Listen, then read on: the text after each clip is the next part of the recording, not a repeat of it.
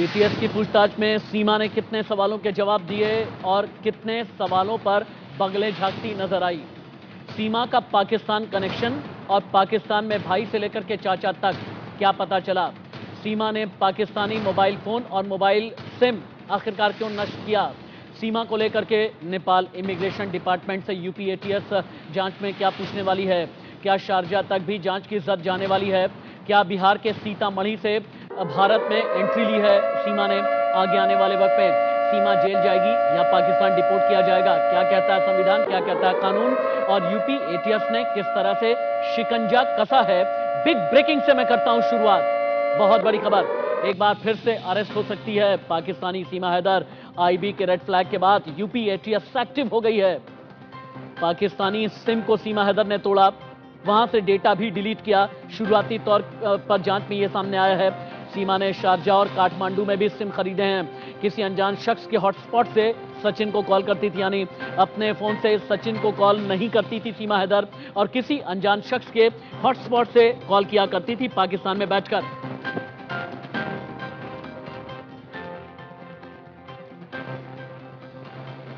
और वहीं सीमा से सवाल क्या क्या किए गए, सीमा कितने सवालों पर असहज दिखी, सीमा आखिरकार क्यों बार बार फूट फूट करके रो रही है, सीमा क्यों चीख रही है, क्यों चिल्ला रही है। बड़ी खबर, यूपी एटीएस के सीमा से सवालों पर big update, big breaking. ATS ने मां, बाप, जन्म स्थान, जन्म तिथि यानी डेट ऑफ बर्थ, हर जगह के बारे में पूछा। पाकिस्तान में कहां पैदा हुई, कहां पर बड़ी हुई, कहां पर परवरिश हुई। सीमा के दो और बच्चों के 4 पासपोर्ट पर सवाल उठाए गए हैं।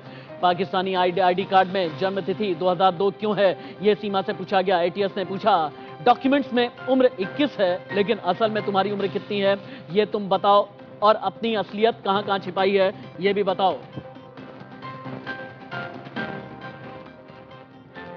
सीमा हैदर से जांच में कितने एंगल खंगाले जा रहे हैं, अब आप ये देखें। सीमा के आखिरकार कितने राज हैं। सीमा हैदर ने क्या षड्यंत्र किया, अगर षड्यंत्र किया तो सीमा के कितने सस्पेंस हैं। भारत से लेकर के पाकिस्तान, नेपाल से लेकर के दुबई तक, यानी यूएई, नेपाल का काठमांडू और भारत के किन किन शहरों में सीमा के राज छिपे हैं। गुलाम हैदर पहला पति, सचिन दूसरा पति, क्या सीमा जासूस है आईएसआई की, बड़ा सवाल है और यह तलाशने में लगी है आईबी और एटीएस। सवाल पर सवाल दागे जा रहे हैं, सीमा की मुश्किलें बढ़ती जा रही हैं। वो सीमा जो अभी तक इतने दिन से आराम से भारत में थी, वो अब फंसती हुई नजर आ रही है। ये 10 तस्वीरें हैं जो बता रही हैं कि सीमा के कई राज हैं जिन पर से पर्दा उठना अभी भी बाकी है। लेकिन यूपी एटीएस हर गुजरते वक्त के साथ में सुपर एक्टिव है। सीमा हैदर की जांच के लिए यूपी एटीएस हो गई है सुपर एक्टिव। यूपी एटीएस की एक टीम आज जा सकती है नेपाल के काठमांडू में इमिग्रेशन डिपार्टमेंट से पूछताछ की जाएगी। सीमा हैदर की जांच के लिए एक टीम शारजा भी जाने वाली है। शारजा के साथ साथ दुबई में अलग अलग जगह पर पूछताछ की जाएगी। शारजा एयरपोर्ट पर भी सीमा हैदर की जांच की जाएगी। यूपी एटीएस इमिग्रेशन डिपार्टमेंट से जानकारी लेगी और ये पूछेगी कि दुबई में सीमा हैदर के आखिरकार कितने लिंक्स हैं। सीमा की जांच के लिए एक टीम शारजा भी जाने वाली है। नेपाल और शारजा दोनों ही एयरपोर्ट पर इमिग्रेशन डिपार्टमेंट से ये पूछा जाएगा कि सीमा हैदर का क्या कोई सीसीटीवी फुटेज है या नहीं। सीमा हैदर कब निकली, सीमा हैदर दुबई कब आई, सीमा हैदर नेपाल के काठमांडू कैसे पहुंची, किसके संपर्क में आकर के पहुंची। और अब आगे बढ़ते हुए आपको हम दिखाते हैं 100 घंटे की मेगा इन्वेस्टिगेशन। 3 राज्य ऐसे हैं जो नेपाल बॉर्डर से टच करते हैं, उत्तर प्रदेश, उत्तराखंड और इसके अलावा सिक्किम। यूपी में कहां कहां से सीमा हैदर की एंट्री हो सकती है। क्या सीमा हैदर ने गोरखपुर से एंट्री ली है भारत में, या बिहार के सीतामढ़ी से एंट्री ली है भारत में, क्या उत्तराखंड के किसी इलाके से ली है। बहराइच की रिपोर्ट क्या है, महाराजगंज से क्या निकल कर के आ रहा है। लखीमपुर खीरी का भी बॉर्डर नेपाल से टच करता है। 3 राज्य, 12 जिले। इंडिया न्यूज की 360 डिग्री इन्वेस्टिगेशन लाइव।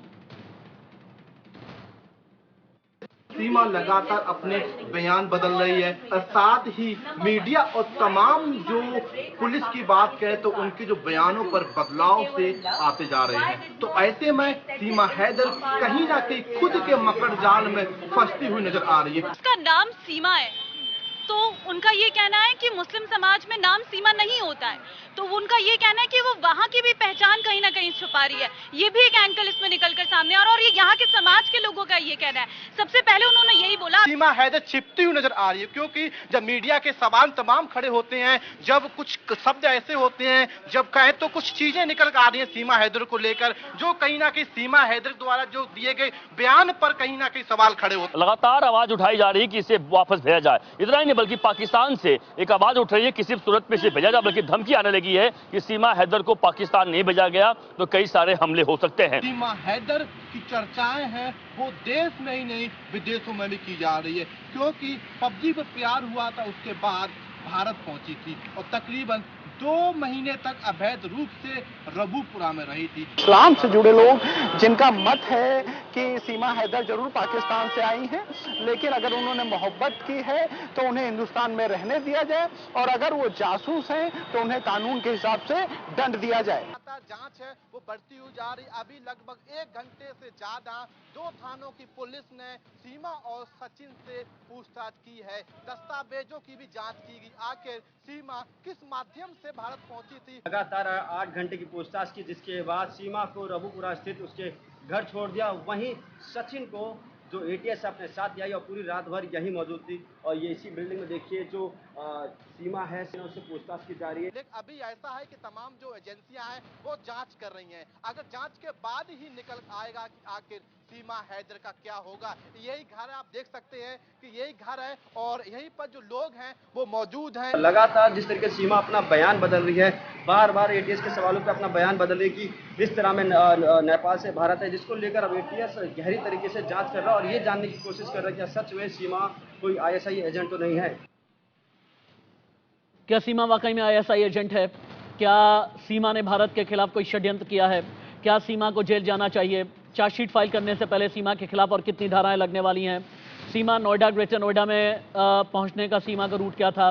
किस राज्य से सीमा ने एंट्री ली है? सीमा से कितने सवाल किए गए हैं? कितने सवाल के सही जवाब दिए? मोबाइल फोन आखिरकार क्यों तोड़ा? सीमा ने अपने सिम को क्यों नष्ट करने की कोशिश की?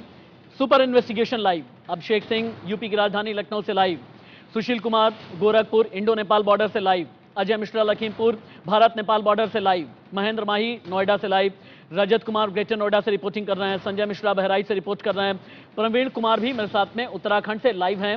सबसे पहले रजत कुमार, आपके पास आते हुए अभी कितने घंटे की पूछताछ हुई है सीमा हैदर से? क्या क्या सवाल किए गए हैं और क्या आगे आने वाले वक्त में सीमा हैदर एक बार फिर से अरेस्ट होने वाली है?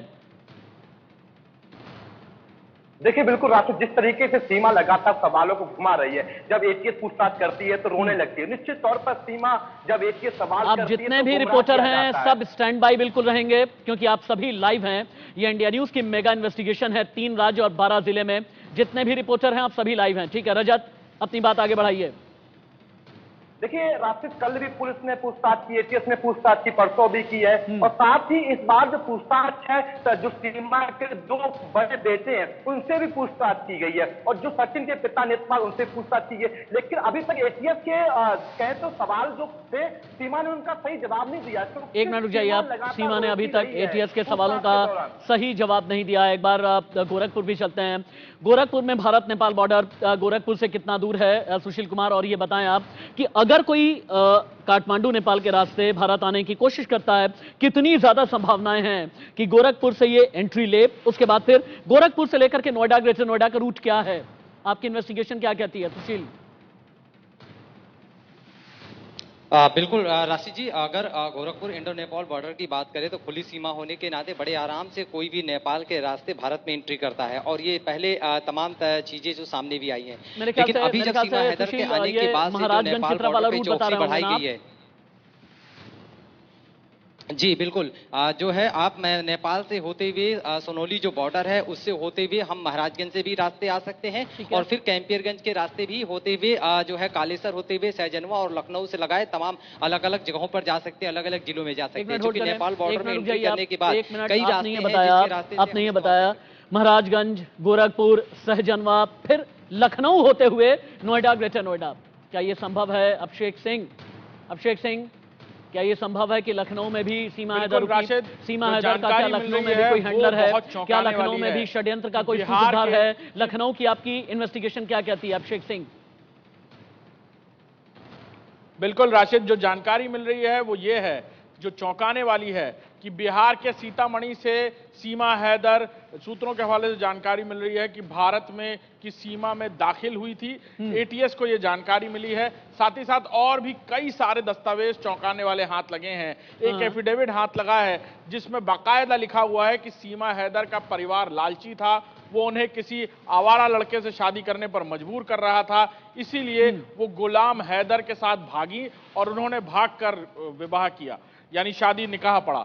और ये एफिडेविट अपने आप में इस बात की गवाही है कि सीमा हैदर की जो बात थी कि उसे परेशान करते थे गुलाम के परिवार के लोग, पाकिस्तान में परेशान किया जा रहा था, तो गुलाम से खुद शादी करने की चाहत थी, खुद शादी की सीमा हैदर ने, और उसके बाद ये कहानी जो है ठीक है, वो समझ एक में बार नहीं आ के रही है लिए BTS फेस को। वैल्यू पर ये सारी बातें मान लेते हैं, अभी तक की कहानी यही थी, लेकिन सवाल बड़ा ये है कि भाई अगर वाकई में सचिन से प्यार करती थी सीमा हैदर, किसी अनजान के हॉटस्पॉट के जरिए क्यों बात करने की कोशिश करती थी सीमा हैदर? सीमा हैदर ने वाया दुबई फिर काठमांडू होते हुए भारत में प्रवेश किया, यह भी फिशी है, अपने आप में शक के घेरे में आता है। सीमा हैदर का जो भाई है वो भी पाकिस्तानी सेना में है, सीमा हैदर का चाचा जो है वो भी पाकिस्तानी सेना में है, यानी अभी भी कई ऐसी चीजें हैं जो कॉन्स्पिरेसी थ्योरी की तरफ इशारा तो कर रही है ना। एक बार बहराइच भी चलते हैं, संजय मिश्रा लाइव है। संजय मिश्रा, बहराइच से लगा हुआ भारत नेपाल बॉर्डर कौन सा है? हालांकि अभिषेक ने अभी हमें यह बताया कि अभी ज्यादा शक ये हो रहा है कि बिहार के सीतामढ़ी से एंट्री ली है। आप ये बताएं कि बहराइच से लगा हुआ जो इलाका है, किस हद तक संभावना है कि सीमा हैदर ने इधर से एंट्री ली होगी? पूरा रूट मुझे एक बार समझाइएगा। बिल्कुल राशिद, देखिए मैं सबसे पहले आपको ये बता दूं कि जब तक सीमा हैदर का पूरा खुलासा नहीं होता है तब तक ये पहेली बन करके रह जाएगी, क्योंकि सबसे बड़ी बात ये है कि अगर मैं बहराइच की बात करूं तो इंडो नेपाल बॉर्डर का रुपैडिहा एक ऐसा मुफीद इलाका है जहां से बड़े पैमाने पर पहले से ही तस्करी और पहले से ही संदिग्ध लोग हमेशा भारत में प्रवेश करते रहे हैं, चाहे वो दाऊद का खानसामा हो या सिमी का सरगना हो, वो इसी रास्ते से निकले हैं। सबसे बड़ी बात इसमें यह है कि रुपैडिहा से निकलने के बाद सीधे लखीमपुर, मुरादाबाद, बरेली होते हुए आप नोएडा जा सकते हैं, दिल्ली पहुंच सकते हैं। अगर आप ये कह रहे हैं कि अगर आप ये कह रहे हैं रूपाडीहा से निकलते हुए, अगर आप कह रहे हैं रूपाडीहा से निकलते हुए लखीमपुर की तरफ से कोई जाता है तो एक काम कर लेते हैं, लखीमपुर भी चलते हैं। अजय मिश्रा भी मेरे साथ में लाइव है। अजय मिश्रा, लखीमपुर में बस का रूट कौन सा है? लखीमपुर से ट्रेन का रूट कौन सा है? जो ये रूट है, कितने सीसीटीवी कैमरे लगे हैं? क्या ये संभव है कि आगे आने वाले में यूपी एटीएस इन सीसीटीवी फुटेज को भी खंगाले? अजय जी देखिए, आपको बता दें कि इंडो नेपाल सीमा से सटा लखीमपुर खीरी है, जहां पर गौरी फंटा बॉर्डर पर ही, जो नेपाल बॉर्डर है उसके बॉर्डर पर ही यहां से लखीमपुर से दिल्ली और हर जगह के लिए बसें जाती हैं। अजय, मैं आई प्लीज होल्ड यू। बहुत बड़ी खबर आ गई है। सीमा के फेसबुक और इंस्टाग्राम की जांच बहुत तेज हो गई है। सोशल मीडिया पर मरियम नाम क्यों रखा? यूपी एटीएस ने यह पूछा कि तुमने नाम बदल करके क्यों सोशल मीडिया अकाउंट बनाया और चलाया? यूपी एटीएस ने पूछा कितनी बार बदले हैं तुमने मोबाइल नंबर? चलो जवाब दो। एटीएस ने सवाल किया किस मोबाइल से तुमने पबजी गेम खेला? 5वीं तक पढ़कर टेक्नोलॉजी में तुम इतनी स्मार्ट कैसे हो गई? तुम इतनी फर्राटेदार हिंदी और अंग्रेजी कैसे बोलती हो? तुम टेक्नोलॉजी में इतनी टेक सेवी आखिरकार कैसे हो गई? क्योंकि पाकिस्तान में रह करके 5वीं तक की पढ़ाई करने वाले लगभग जाहिल माने जाते हैं।